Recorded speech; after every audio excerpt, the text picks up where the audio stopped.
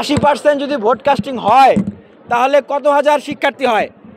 80% vote casting হলে আমরা যদি ধরে নেই যে এইখানে 31,000 শিক্ষার্থী। আরে ভাই, ঢাকা বিশ্ববিদ্যালয়ে যদি 30,000 শিক্ষার্থী ঢোকে, ঢাকা বিশ্ববিদ্যালয়ে কি আপনি পা রাখার জায়গা পাবেন? এটা কমন সেন্সে কি বলে?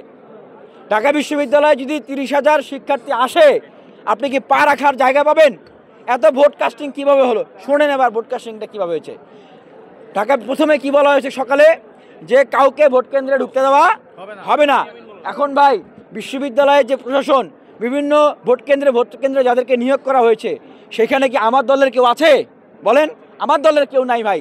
স্বতন্ত্র প্রার্থী যারা, ছোট ছোট প্যানেল যারা, তাদের কি কেউ আছে বিশ্ববিদ্যালয়ের প্রশাসনে? কোনো শিক্ষক আছে তাদের সমর্থিত? নাই কিন্তু।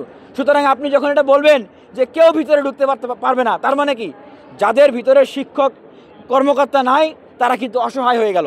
যাদের কর্মকর্তা সেখানে আছেন, যাদের দলীয় শিক্ষকরা সেখানে দায়িত্ব পালন করতেছেন, ভাই তারা গেলেই কি না গেলেই কি?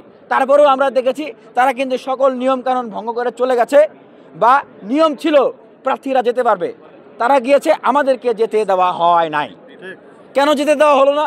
এবার দেখেছেন তো, যেতে দেওয়া হয়নি এই জন্যেই, কারণ এইখানে যেটা হয়েছে, বিএনপিপন্থী শিক্ষক এবং জামাতপন্থী শিক্ষকদের যারা দায়িত্ব পালন করতেছিলেন তাদের অনেকেই ভোট কারচুপির মহড়ায় মেতেছে।